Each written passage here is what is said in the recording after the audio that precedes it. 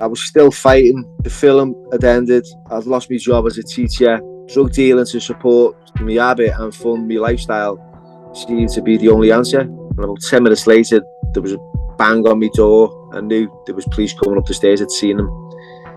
Took me to court and gave me 3 years. It was drugs, gangs, fights, murders, rapes. There was a lot going on within the prison.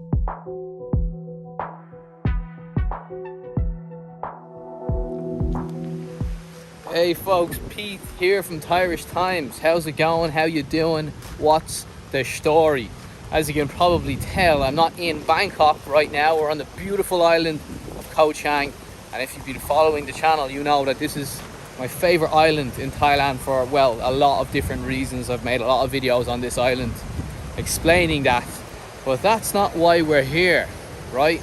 We're here to interview Billy Moore, who spent 3 years in Klong Prem prison, also known as the Bangkok Hilton. Look at all the coconuts on the beach here. Anyway, in this video, Billy's gonna give his backstory, how he ended up in Thailand and how he ended up going to a Thai prison. And I'm gonna put a disclaimer out there. We have a Dubliner, me, and a Scouser, Billy, talking to each other, so you may need subtitles. And if you do need subtitles, there's a little button at the bottom of this video. You can click on that, and hey presto, you got English subtitles. Now, without further ado, I'm going to enjoy this beautiful view and you enjoy the interview. Cheers. All right, Billy Moore, it's a pleasure to meet you. Thank you very much for doing this interview with me today. So first off, the question I always start off with, the easy question, is tell everybody where you're from. I'm from Liverpool in the UK. You know, a little area called Speak. I grew up, you know, one of 6 children. And I was, you know, I kind of, you know, a lot of stuff that went on at home contributed to who I became, in a sense. You know, like, my dad was an alcoholic. You know, it wasn't for me to say he was an alcoholic, but he drank alcoholically. My mum was a hard worker. She had 6 of us within 8 years, and growing up was quite tough. You know, I was a kid of the 70s, the early 70s. You know, my childhood began in fucking hell in the noughties. I'd say, you know what I mean? I didn't grow up until I was like in my 30s. But yeah, that's where I'm from. So it's fair to say it was a pretty tough upbringing then when you were a kid. Yeah, very much so. It was very violent, full on. There was no one you could kind of trust or share like it is today, you know, what's going on, and, you know, get some guidance. You know, my role model was someone who drank a lot of alcohol, who I looked up to, who beat me ma up, who smashed the house up, who we all wanted to kind of like sort of people please. As long as he was happy, you know, we were happy. And it's quite abusive. It was quite an abusive way of growing up. You know, not sexually, just physical stuff and mental torture, you know. So that contributed to a lot of my behaviour. I know that now. Back then it didn't. You know, people say you've got choices. We never had no choices when we were kids. You know, it was like, this is what you get and this is what you get, end of.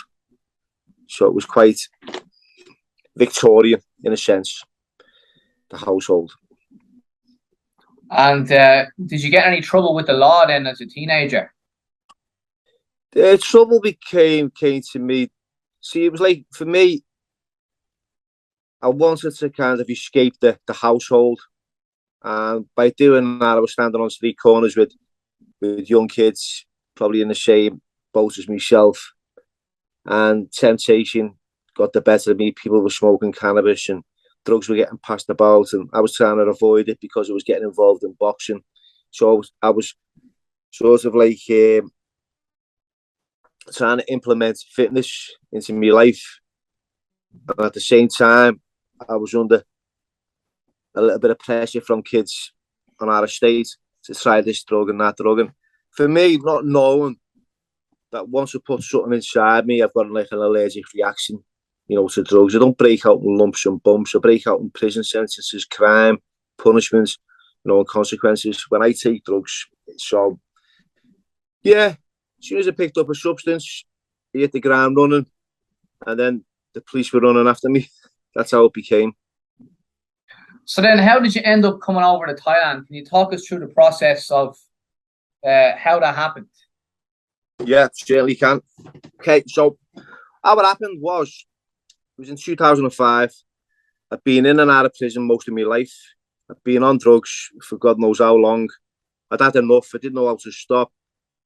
I ended up getting released from a prison in the UK after me asking for help for the first time. Put my hands up, I climbed on a prison roof. I've been segregated. I've been beaten, battered. I tried to stop drugs on my own. So eventually I put my hands up and said, look, I need help here. And they got me, they introduced me to a rehabilitation centre in Bristol. Never been out of Liverpool unless it was on a sweatbox. And a sweatbox, for anyone who doesn't know what one of them is, it's a prison bus. My life consisted of going from one prison to another in different parts of the country. So, yeah, they were my source of holidays, if you like to, so to speak. I'd never been abroad. And I met a friend who had just come back from Thailand, and he showed me this idea of what a great country it was, the tropics, the women, the food, how cheap, everything was. And I just fell in love with that idea. Saved up, got myself a passport. We were going backpacking for 3 months. This was the plan. I was adventurous. Got myself into recovery. Let's take a step back a minute. I got myself out of a prison system into rehab and into recovery. And our recovery for me was like abstinence, stop taking drugs. I learned that the first one did the damage. So I couldn't use successfully like everybody else who went out at the weekend and have a bevy. It was a gateway drug for me, so I had to stop everything. I didn't mind that. I quite enjoyed it, but it was like, I was like at the age of 28, 29, take away drugs after using them for so long. I was still like a teenager. I still behaved like a teenager. I was quite excitable. So this trip was a once in a lifetime dream for me. 3 months exploring Southeast Asia. We were going to go from one end of the country to the other. We flew into Bangkok, Don Muang Airport back then, the old-fashioned airport as it was. All excited. I was like a world-class card-carrying pleasure seeker. I kind of got off that plane, and I remember getting off the plane, and it was mid-November, and it was freezing. It was actually snowing back in the UK when we left. And I got off that plane 12 hours later, and the heat that hit me was immense. It was tremendous. I'd never experienced anything like that in my life. It was like, wow, what's going on here? We left when it was daytime. When we arrived, and it was still daytime. So you got to understand, for someone who's been buried under like an abyss of drugs and not experienced these wonderful, beautiful like places, that it was all new and exciting for me. And I think the first thing we did was we travelled to Koh San Road. Like I say, obviously I didn't know anything about Thailand. My mate had been before. He was my guide, so to speak. He was telling me the do's and don'ts. Don't kiss fellas with lumps in the throat, and don't do this and don't do that, and don't drink tap water. And so I just went along with what he was doing. We went to Koh San Road. We were on a budget. We had a limited amount of money. The usual kind of shoestring travelling. We ended up in Koh San Road. Spent a couple of days there, as you do. Experienced the food, the joys of like the hustle and bustle. Eyes wide open, backpacks on, sliders on, shorts, the heat, the lot. Loved it. And then, my friend said, let's go to Pattaya. Now, look, you're talking to someone who's never been to Pattaya. Someone who's never been out of the country. Pattaya to me, it was like Las Vegas. We went to Pattaya. It was like, there was walking streets. It was a mile long, full of like girls screaming, we love you and love you this and that. And I felt like I was really important. I didn't get this back at all from on my council estate. I had all this attention. Didn't have much money, so I couldn't really participate in the acts of what they wanted and start handing over money that I didn't have. We were actually sitting in bars, sharing bottles of water. This is how how much we were on this budget at the time. You weren't drinking at this stage, right? You're not drinking. No drinking. I was no alcohol, no drugs, no smoking. I was in the best shape of my life at the time, physically, mentally, and spiritually. I had all that going on. I was emotionally equipped to deal with life.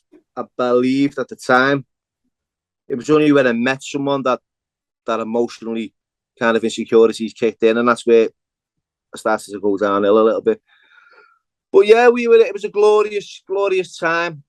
But say it was quite odd. I wasn't too keen on it. We spent about a week there. My friend was like everywhere. He was doing everything. He'd been there before, so we knew what was going on. I wanted to see the sights and visit temples and go through the jungle and stuff like that. So we headed up to Chiang Mai. I've met this girl by this stage. I was going to meetings. I'm in recovery at this point, and I'm still attending meetings of Narcotics Anonymous. I'm happy to share that. So I found a meeting in the Raintree Forest Centre. There was an NA meeting. There was a few Brits there, a few Yanks, a few Canadians. There was a mixed match. There was a woman there who was half American, half Japanese. She was absolutely stunning. I fell in love the minute I set eyes on her. I was quite obsessed with her beauty, and she kind of reciprocated the advances, and we kind of hit it off and started like spending a bit of time with each other and in each other's company, and it was quite positive. We went down to the boxing arena. I kind of told her a bit about my background growing up and how I like to box, and she encouraged me to get in the ring. And to impress her, I thought, okay, I'll do that. Not realising the damage that I'm going to subject myself to with these Muay Thai combatants who were lethal. You were doing a lot of Muay Thai, weren't you? You were fighting 5 times a week, or 5 times a night. Every night. Every night, yeah. I was fighting every single day. I don't know what it was. More for me. It was about escape, right? I could deal with what I realised. Right, is like the affairs of the art outside the ring. I couldn't cope. You can put a plaster on a broken arm or a cut, but on a broken heart, it was quite difficult. So I'd get in the ring and I'd fight and I'd fight and I'd fight. And it was only me to take me to be responsible for if I got beat. Take me out the ring, and I struggled with relationships. The relationship that with the girl was kind of like sort of going downhill a little bit, and I couldn't cope with the rejection and the loss, and I didn't know how to deal with it other than get in the ring or pick up a drug or a drink to bury the feelings. So I chose to get in the ring, and that's why I fought. It was out of fear. I fought every night. Every once, twice, 3, 4 times a night. I was walking around with that little tip box and collecting little bits of bart off tourists. So this stage you weren't drinking, right? You're not doing that, and you're fresh, right? You're not drinking at this stage.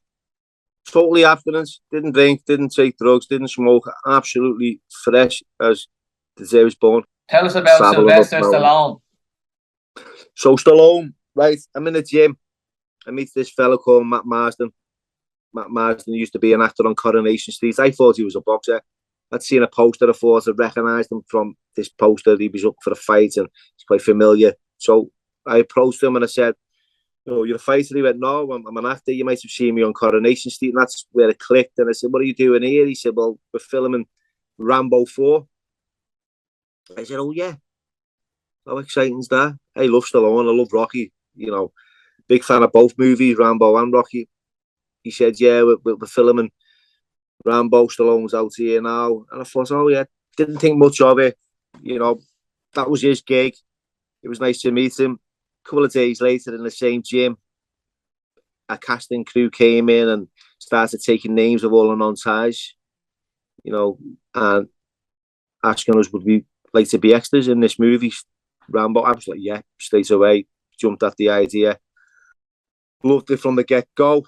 He said, we'll be in touch. I left him my number. A couple of days later, so about a week, I get a phone call. which I thought was a prank initially, saying, "Could you meet us at the Royal Oak Hotel at 5 o'clock in the morning?" I was like, "Fucking so 5 o'clock in the morning? Why 5 in the morning?"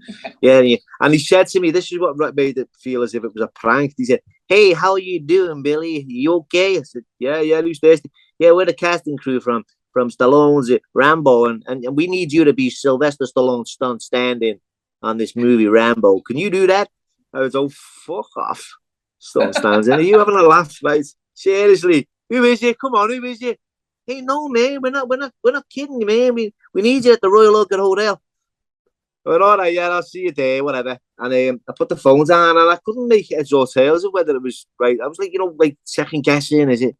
Was it someone who? Because I tell everyone, mate. I was there as soon as I got the that being on the casting couch, so to speak.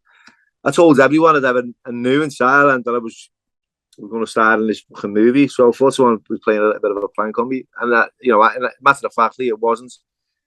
It turned up at 5. We got to this little mini bus, and we went to right up north by where was it now? Chiang Rai, close to Chiang Rai. We went to like a jungle by Chiang Rai, and we all got off this coach. I was just overwhelmed with it all. We were introduced to Stallone. He came on, he had the presence, and everyone was like really subservient around him. And I was me, just being myself. "Hey, how are you?" Started chatting with him. He couldn't understand the words I was saying. And I was quite lucky because Stallone's manager is a guy called Kevin King Templeton. Now, Kevin King is a self-made millionaire, and he's from Liverpool, and he manages Stallone. And I had, put my hands up. I'm an Evertonian, but he had a Liverpool top on, like a Liverpool football t-shirt on. And he approached me, said, "Do you support Liverpool?" When I started speaking, he went, "Oh, you're a Scouser?" I said, "Yeah." I said, "Are you?" "Yeah." He said, so he told me who he was. I was quite impressed. The fact that Stallone had a Scouts manager was quite odd. So that kind of opened a few doors for me, getting to meet him personally, sitting in his trailer, having a chat with him, getting a few photos. When I was I'm a stunt stand, and what a stunt stand in is, it's not like doing all this stunts physically. It's like basically when they set up the camera work, you're standing in, pulling a bow and arrow, or you're holding a gun while they get all the lighting right. So it's not as exciting or as thrilling as it sounds, but it was either way for me. And I totally enjoyed that experience. Spent quite a bit of time with them on Unit 1. Loved it, loved all the crew members. Became friends with most of them, most of the actors. Had a great time, clean, in recovery, not drinking, fighting overnight. Got a job teaching English at the TEFL. Taught English as a foreign language, so worked in a school for quite some time. Didn't last that long, really. What was that like, teaching Thai kids? Because it's fucking bizarre, isn't it? Because what they just throw you in a classroom with 50 kids. Days off, no introduction, not going to show you any ropes. Bang, there's the classroom, there's 50 kids. "Good morning, teacher, how are you today?" I was like, I haven't even got a lesson plan here. I haven't got a fucking clue what they want me to teach them. But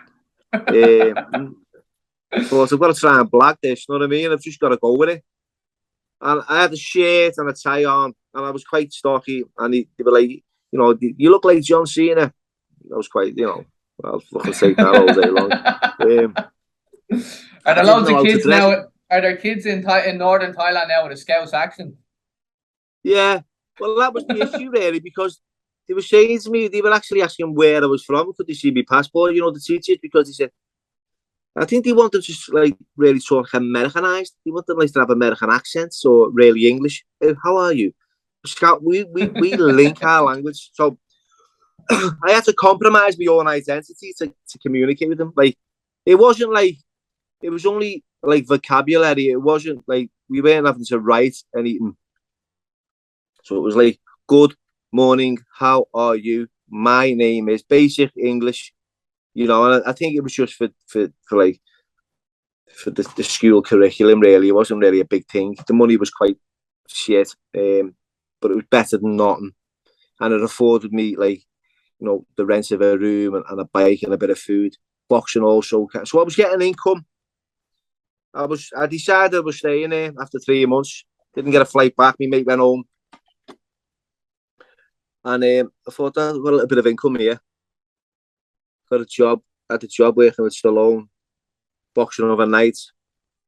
You know, this is it. I landed. I had no family back home, like in a sense of like a wife or kids. I had no children. I had no responsibilities. I had parents who were just cracking on with life. So, you know, and I felt it was sort of better off just away from everyone. And I decided that was it. I was going to stay there. So, yeah, that was the fantasy, by the way. You know, the reality of it kind of its own sooner or later. So tell us how, I suppose, you got yourself end up in a Thai prison. Tell us that story. Well, you know, you start getting complacent. You're taking things for granted, and you know, your familiarity breeds contempt. You know, like meeting girls, it's quite easy to go out there in Thailand. You got a little bit of money now, a little bit of income, so you can spend a little bit more. And you know, for me, I was craving company, especially female company, and you could hire a bird. In my opinion, at the time, you know, you could go with one. I'd never kind of go with a girl for more than 3 days because I thought if I did, I'd fall in love with them, and I didn't want that. So I'm sure I'd move on pretty quick because I didn't like the pain of it all. So, you know, when I met this girl and she was clean cut and she had a family who were well to do, and you know, the lighter the skin, the more kind of up the ladder you are in Thailand, as you know, the blacker the skin, you know, you're working on farms. So I knew this girl had a positive kind of background. You know, she worked as a hairdresser. It was quite different from the girls that I'd met. Most of them were bar girls. And she was different. Her name was Guy. Kind of fell in love pretty quick. Couldn't speak a word of English. The relationship was based on a dictionary. You know, I found out that she was like turning the phone off at the weekends. And that was bringing a lot of suspicion to me and a lot of anxiety and kind of paranoia, if you like. You know, so I started to I wanted to know what was going on. Eventually, I found out that she had another boyfriend. He lived in Bangkok. I challenged her over it. She just said, you know, I love him, same you. What's the problem? You know, and I couldn't accept that. Fucking hell, you are. Doesn't work like that where I come from, girl. It's me and you, not me, you and him, you geek. You know what I mean? And I broke my heart. Okay. And I was begging and pleading with her, and I was sobbing, and you know, when my emotions were all over the place, and there was no chance of getting in the fucking boxing ring that time because it was just me on my own. So there's no escape from how I felt, and I had to go for a visa run, and I ended up, you know, like going to Chiang Rai, Mae Sai, going through the border. And that's where it went all wrong. I couldn't get this girl out of my head. I couldn't get the feelings. I couldn't shake them off. You know, the answer to me at the time was either drink or drugs. You know, I bought heroin whilst I was in Mae Sai. Myanmar, sorry, fucking Mae Sai. Myanmar, formerly known as Burma. But that's all I knew it was. And how did you end up going up there and getting heroin? See, well, it was just a normal monthly visa run. You know, as you do, go through the border control, come back, stamp, and that was it. Went in this time, and it was the usual young kids running up and down, trying to sell you cigarettes, flip-flops, Viagra, the lot, you know. And I was saying, no. And eventually I just broke him out. I want heroin, and he looked at me like I was fucking stupid. I didn't understand what I was saying. And I had to draw a picture of Poppy. And then one of them, oh, yeah, Pong Cow. Okay, fucking Pong Cow, whatever that means. That's what I want. You know, obviously, you know, now it's like white powder. So I got I bought some. It was quite cheap, come in a little vial with a little orange cap on it. I remember it well. And yeah, as soon as I got it, I fucking wanted to give it back because I was still in like Burma, so to speak, and I had to get back into Thailand. But you know, I got it through, plugged it in a place the sun don't shine, and got it through to the other side. Still hadn't used, by the way, still clean. Just fucking just the actual, like, the adrenaline that was going on at the time, and the fear kind of like allowed me to avoid the thinking and the feelings and the thoughts of this relationship that had broke down, you know. So kind of like temporarily like took everything away from me, but it was that going from one country to the other with this little parcel. Gets through, gets back on my bike, bang, and I'm on the way back to Chiang Mai. And I'm just fighting constantly with myself. I've got these drugs, I don't want to take them, I don't want to have these feelings. I get to this bar, no different from any other bar in Chiang Mai, where I sit down, I usually have a bottle of water, but this time, I looked up, and there was no brandy. I don't think they sell brandy in Thailand for whatever reason. I couldn't see any in this bar. It was whiskey, it was Thai whiskey. And I ordered, I don't even like whiskey, I remember, just think it's a double whiskey.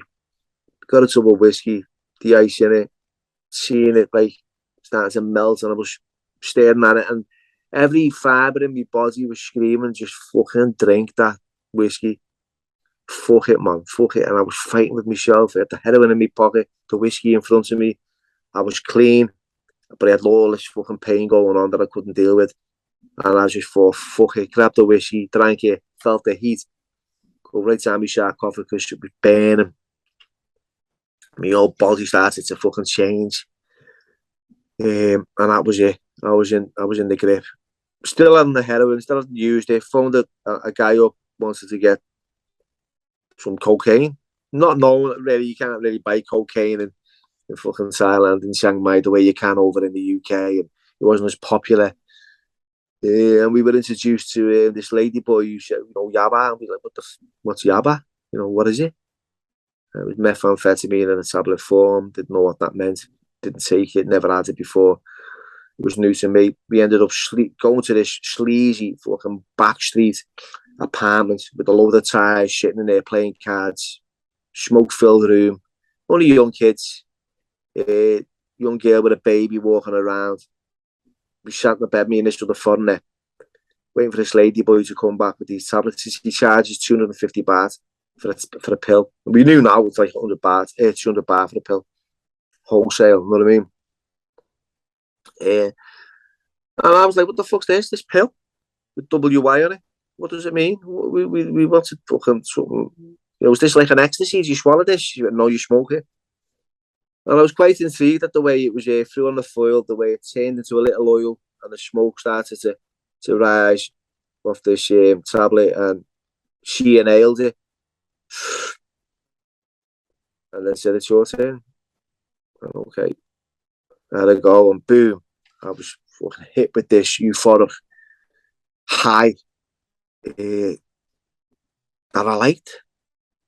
It was a thrill. It kind of took everything away, and I wanted more. So every penny we had on us that night, we spent on more pills. Me and this other guy, and in the morning we were smoking heroin together. Nice. That's how it became. It wasn't like we'll have a drink and then we'll drown our sorrows. It was we'll go fucking, we'll hit the ground running. So yeah, it became pills, heroin, drink, the whole shooting kit. So you've had a relapse, right? You're back drinking, you're taking drugs, and where does it go from there then? Does it spiral out of control? Oh yeah, pretty quick. I've developed this habit now pretty quick. And the behaviours with the drug addiction coming on demand. So, I'm like, I'll find people I'll gravitate to people who are using, or people who know where to get drugs from, and whether you're on the moon, I'll find you. And I met this guy called Pinong. He said he could supply me a load of yaba tablets if I sold them onto the Thais in this club, mainly called the Spicy Bar in Chiang Mai. There was a lot of foreigners. It was like the main club, really. And I went along with what he asked just to get what I wanted. I was still fighting. The film had ended. I'd lost my job as a teacher. So, drug dealing to support my habit and fund my lifestyle seemed to be the only answer, the only option for me at the time. And that was pretty quick. I met another foreigner who could sell heroin, so we went and bought heroin again from Burma, went through the borders, smuggled it back. He sold it in little bits and bobs, and it. Just started to go downhill from there. And at what point did you get arrested? The point I got arrested was when started getting sloppy, started getting paranoid, started behaving really erratic, using more and more, and it was I was buying phones and selling phones and using phones because of the paranoia, and I got arrested with I bought a phone that was stolen. That was what I got arrested for, and then I stole a mobile phone. When I got arrested, they came to my room after a phone call from a Thai boxer asking me where I was. He'd got a pair of pumps from mine. I didn't understand why he wanted to drop them off because we didn't really get on. But I gave him the address, and I was half asleep when I gave it to him. When I sort of became aware, waking up, I'd realised that, there was something not right. And about 10 minutes later, there was a bang on my door. I knew there was police coming up the stairs. I'd seen them. I was hiding behind my door. I let them in eventually. I had drugs secreted up my backside. There was a gun on the bed. There was a stun gun. There was weapons galore. I had a room full of weapons and no enemies. Just fucking bizarre. They came in, took all the items as evidence in the room. Didn't find the drugs. Charged me with handling a stolen mobile phone. Took me to court and gave me 3 years. So what was that process like from the time you got arrested to the time you got sentenced? How long did that take? I think it took about 60 to 90 days from the process. I think I go to court every 15 days when you're in a Thai prison. So I get arrested, gets taken to a court, gets remanded into custody, goes through the process of having to experience the austerity and barbaric way of living in a Thai prison, sharing a cell with 80 other inmates, sleeping on the floor, sleeping next to dead bodies, eating one meal a day that was consisted of a bowl of sticky rice and some fish head soup that fucking absolutely stank. The room was full of mosquitoes. It stunk of fucking shit and piss. There was one toilet at the end of the cell. Well, it was two, sorry. So there was 40 inmates using 40 inmates using one toilet and 40 on another. With a dustbin that was filling up full of water that you get a wash once a day with, and you brush your teeth with that wash, with that, swill your plates out with that same fucking water. It was ridiculous. There was no toilet cubicles where you go in and everyone's just shut the door and you have a shit in peace. It was none of that. It was like you're on a hole in the ground while everyone's looking at you. So that was fucking horrible to experience. But how did you feel like when your first day, when you got sentenced, you go in there, you're a foreigner, you're in a foreign country, how did you feel? Was it just despair, hopelessness, or what? I felt afraid and scared, but acted brave at the same time because I'd experienced prison in the UK, so it was kind of not new to me getting locked up and having me freedom taken away from me. But it was a different experience being locked up in a prison in Thailand. Look, and I know, right, and this is for your viewers as well and your audience out there. I'll take responsibility for the behaviour. I'm accountable. I was using drugs. I shouldn't have been doing the things that I was doing. I behaved solely fucking out of order, and my hands up. I was wrong. However, I don't believe the stuff that you'd have to experience, especially as a foreign prisoner in a Thai jail with the language barrier as a hurdle to get through. With your medication, your food, your family, all that was I was up against that. So I found it quite difficult. Yeah, and overwhelming, all that stuff. And yeah, it was frightening at the same time. But you couldn't show fear, especially you're in a prison. It's violent, it's full of conflict. To show weakness is a no-no. So I ended up creating a lot of consequences for myself by fighting and standing up for myself and getting beaten and getting back up and getting beaten again. And Till in the end, they were like Farang Bar, which meant, crazy fun then. I was like, Farang Bar, Farang Bar. They kind of kept away from me. It kept me safe. I remember the warden saying to me, you need to either like fucking join the boxing team and start fighting, or you're going to end up getting killed. And they were reluctant to let me in the boxing part of the prison because of the way it behaved. I bribed them with some cigarettes. They seen what skills you had. They left me alone, and then the boxing agent started speaking to me, and we became close friends. And we got me involved in competitions within the prison, and that was a new way of life for me at the time. Eating better food, having a positive relationship with Thais, learning to speak Thai. I started to learn how to speak Thai politely instead of like street Thai. The puts up, and I kind of still remember all that. Started to read and write it. Kian Pasatai and Pasatai. I started to understand it. I mean, it was useless reading it because it was just fucking comics. They were just as a kids' comics in the prison. There was nothing really for me to do. Just sit around all fucking day. So you didn't have a job in there, did you? No, they don't give foreigners jobs. Why not? I don't know. I think you're robbing a Thai of the opportunity of earning fucking probably 50 bahts a month, aren't you? Because that's all they were paying them, pretty much nothing.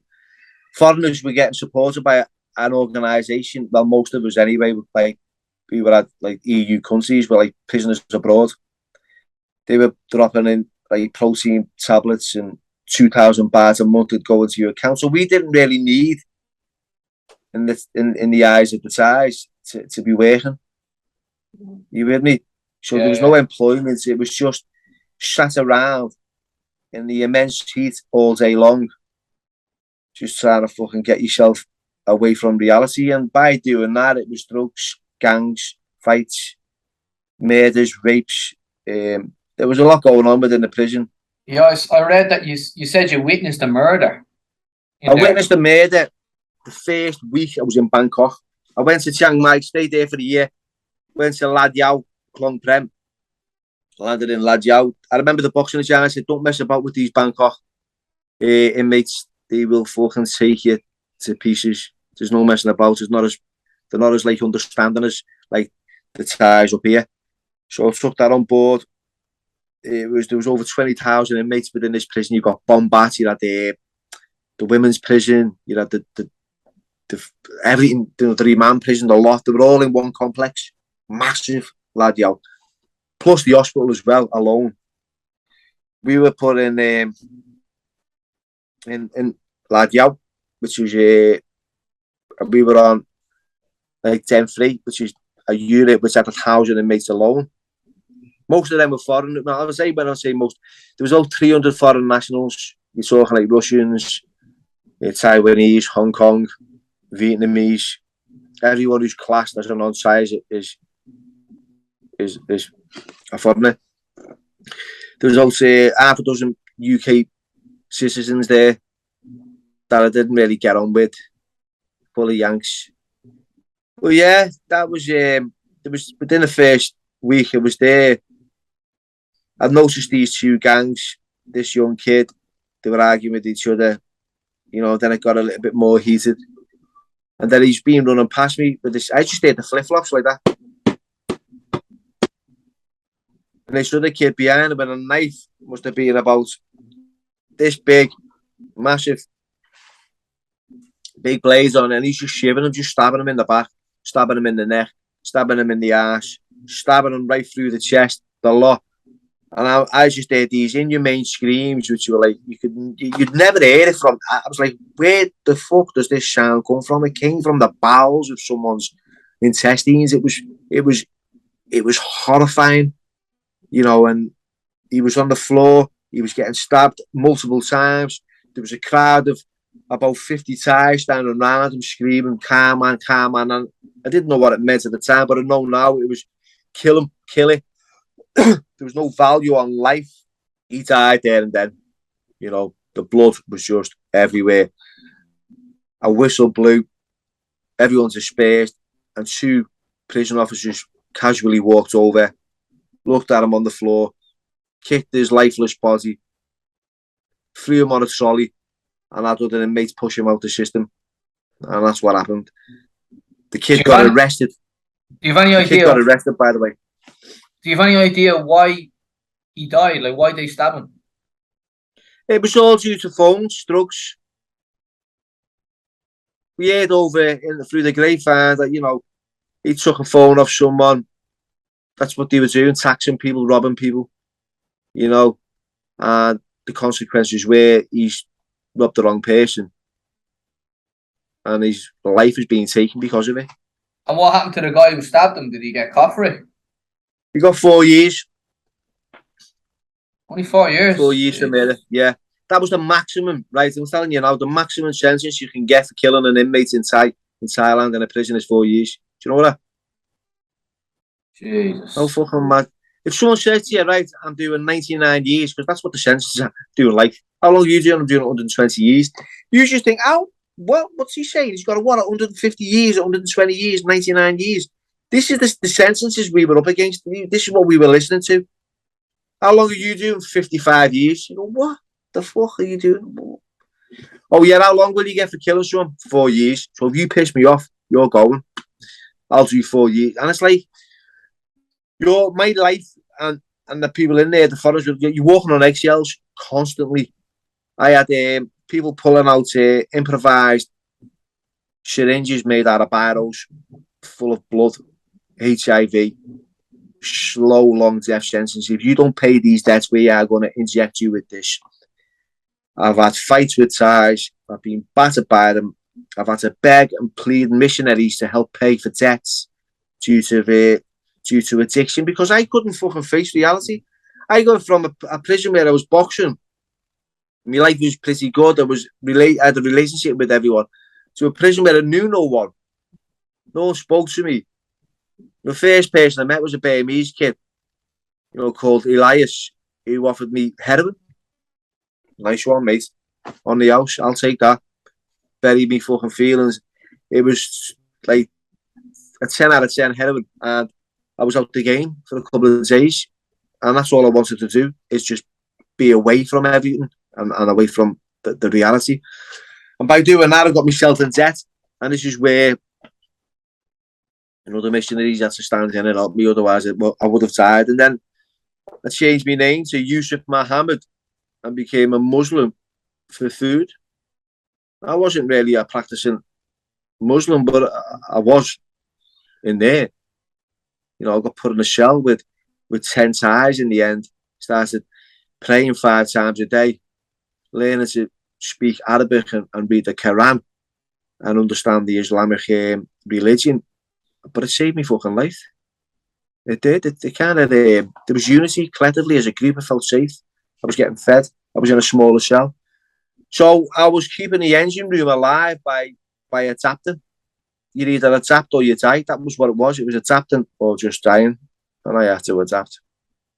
What was the politics like in the cells? Because I saw in the movie, they looked like there was 1 or 2 guys running the whole thing. Well, you've got a cell boss, right, who's nominated he's like a blue shirt or a blue, they wear like the sort of like, they run the prison for the prison officers. And each cell's got one of these guys. Now, the politics are, there's kind of some rules and regulations. There's a 24-hour suicide watch in the cell, no matter what. So there's someone sitting up hour after hour after hour through the night, making sure no one kills themselves. Yeah, so the politics were like, no fighting. As soon as 9 o'clock came, no one spoke a word. The national anthem, you were up first thing in the morning and you were singing it. I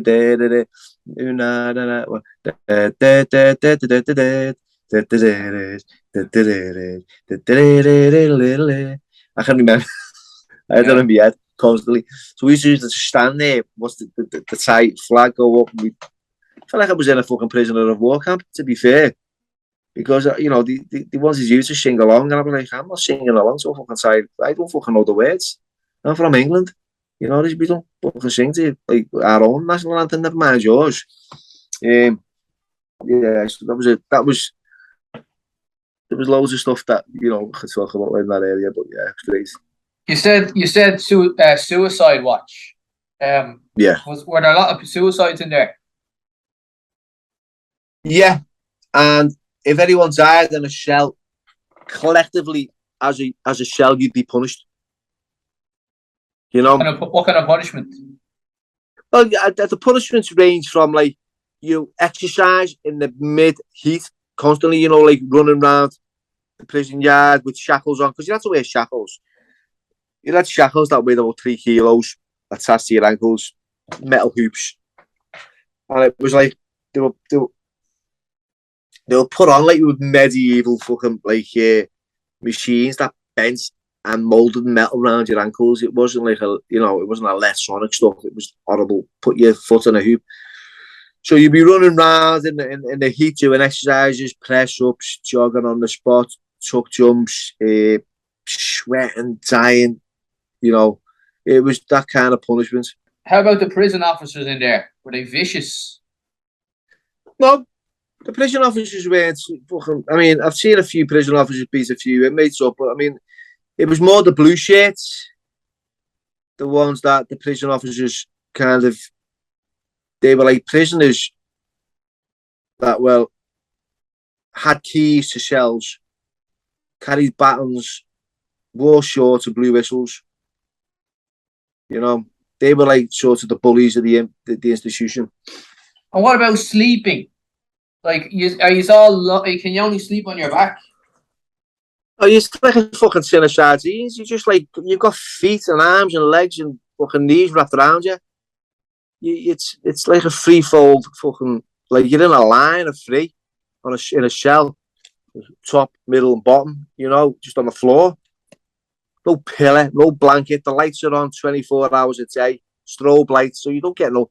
People must think, oh, it must be dark and gloomy. It's not. It's fucking bright as anything. I never saw darkness for about 3 years. I never saw the sky turn black for 3 years. It was just light. You wake up at 6 in the morning. You're out of your cell by 5:30. You're back in your cell by 5:30. You know quite well out there. It doesn't get dark to a certain hour. So you don't see the night sky. Yeah, it gets dark at 6, so you wouldn't have seen the night sky. No.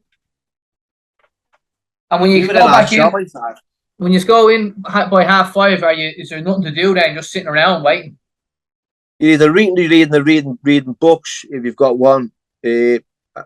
General fucking chit chat, sitting around in your cell. They've got a telly. We had a telly in our cell in Thailand that just played Thai game shows all fucking day long. So that was just background music, or sound, should I say? But that was as fucking as good as it gets. At 9 o'clock, a whistle blew and everyone has to keep the noise down. No one said a word after 9 o'clock. And this was in Klong Prem prison, was it, in Bangkok? Yeah, Klong Prem. Is that how you served out your 3 years there, and then you got repatriated to the UK from there, was it? Yeah, I went from Klong Prem. I went in 2005 to Thailand. I come back in 2010. November 2005. Got back in March 2010. And you got repatriated to a UK prison, right, for a couple of months? I went to Wandsworth. Repatriated. 2 prison officers from the UK flew over to Thailand, picked me up, took me to immigration, spent 8 hours in immigration, put me on a BA flight to the UK, got off the flight, straight onto a prison sweat box, straight to Wandsworth prison, spent another 8 months in jail in the UK. So I spent 3 years, 8 months. And what was that like, going from a Thai prison to a prison in the UK? Like going from a Thai prison to a fucking Adelphi hotel. It was like, the food was fucking glorious. I had a bed to sleep on. There was a TV that spoke English with Xboxes and PlayStations. We got a canteen with biscuits and sweets, regular. I was out to shell, and initially it was fucking freezing cold. It was March. So I'd been in that country for 5 years, and I came back and I was fucking absolutely freezing. I couldn't sleep on the bed for at least 3 weeks. I was still on the floor because it slept that way for a long time. And then what's it like then when you finally got out and you got your freedom? You had, 3 years, 8 months locked up, and now you're back out and you're back in Liverpool. You're back in the UK. What was that like? When I first got out, I was the culture shock. I was fucking really confused. I'd been out the country for 5 years. All my relationships in the UK broke down. I didn't have anyone I could kind of go back to. I ended up resorting back to drugs. And then I got me life back together in 2012, 2012, and I stayed clean for 5 years. Ended up getting diagnosed with cancer, stage 3. This is after I'd written a book by this time. I played Before Dawn, and then it was in the process of making a movie. They made. Got it here. Your book. Yeah. So the book, and then they made a movie about it. Ended up in Cannes Film Festival. Incredible journey, incredible story of resilience and perseverance. Diagnosed with cancer. Ended up taking drugs again, going to prison again in the UK in 2018. Got released a year later. And ever since, my life has just changed fucking amazingly since then. So since I had cancer, I never had kids. I've got a little baby boy. He's absolutely beautiful. He's a miracle. Never expected that, especially at this late age. For a loving, caring family. I've been clean of drugs for almost 5 years. I've been out of prison for quite some time. I've got my own podcast, which is the biggest in Liverpool, biggest in Merseyside. It's quite successful. I've got a guest on every week. I'm up to my 100th episode this Friday coming, with like yourself, 1-to-1. This is, what it's like. It's consistency, And some days the views are great. Some fucking times they're not. It just doesn't matter who you've got on. It's the game we're in. It's the game we're in. It's the game we're in. Yeah, I can have fucking 100,000 one fucking week, and then I can have like 2K the next. It doesn't matter. You never know. You never know. No. I've done a lot of podcasts with like Sue Geordie and James English, and they've hit millions. And I got to a stage where I got fed up of talking about my own story, and I wanted to listen to yours. So, I feel I've got to that point now. I've written a second book as well. What's the name of your book? The second one. What's the name of the second one? Fighting for My Life. So that one reflects on like my time after Thailand. Sort of goes back to a few episodes in Thailand. It's another great story. Even though say so myself, it done really well. It was in Waterstone's bestsellers. Now I work alongside UFC champions and boxers in Liverpool, dealing with kids with knife crime, gang culture, prison consequences, addiction, mental health. So I'm using me past, that was negative as a positive and benefiting kids in the future now. Delivering workshops, open to change people's lives.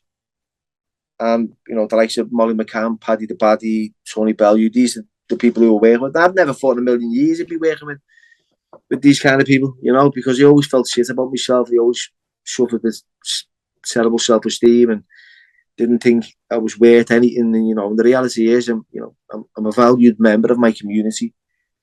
We do change. We can't be a benefit instead of a drain. And that's what, it is today for me to be of service. Well, I have a question here. How did you reintegrate into society? But you cleared it up. Fair play to you. I can't fucking see a thing as well. I'm getting on, but yeah. There you are. Can you ever come back to Thailand again? I'd like to. I'd love to. I'm not. Someone said to me, "You're banned for 100 years." I don't think I'm going to last 100 years, but I know people who've been and fucking killed people over there and gone back after spending time in prison. So, it's been over 11 years now. I wasn't like it wasn't a crime of the century. It was handling a stolen mobile phone. It wasn't, you know, obviously there was a lot in the background I was doing, you know. Would you not But, come back to kind of trace back your past and be like, this is, you know, and I'm back now again, but I'm a different person. I was not that kid that made all these mistakes. Look at it from you know what I'm going to do? Yeah. You know what I'm going to do this week? I'm going to speak to the Thai embassy. I'm going to get in touch with them, send them an email, or and say, look, you know, obviously I was in prison in Thailand. You know, is there any chance of going back? My life's changed. You know, these are the references, blah blah blah. Let's see how that goes, because there's got to be It'd some. a great video. It'd be a great video. It would be, mate. It would. I'd go straight to the same places that I was, and I'd show everyone where, you know, the prison, the this, the that. You know, it would. I'd do it like a proper documentary style as well. All right. Well, it's been a pleasure talking to you. Absolutely. Yeah, well, leave all your links, all your links in the description. I'm a big fan of your podcast, the All or Nothing podcast. Thank you very much. I love what you're doing, and I appreciate you taking the time to do this for me. And if you ever make it over to Bangkok, give us a shout. I will do. Will do. All right, sound, Billy. Thanks very much. Take care of yourself. And you too. Take care, my mate. See you. Bye. See you. Yeah, bye.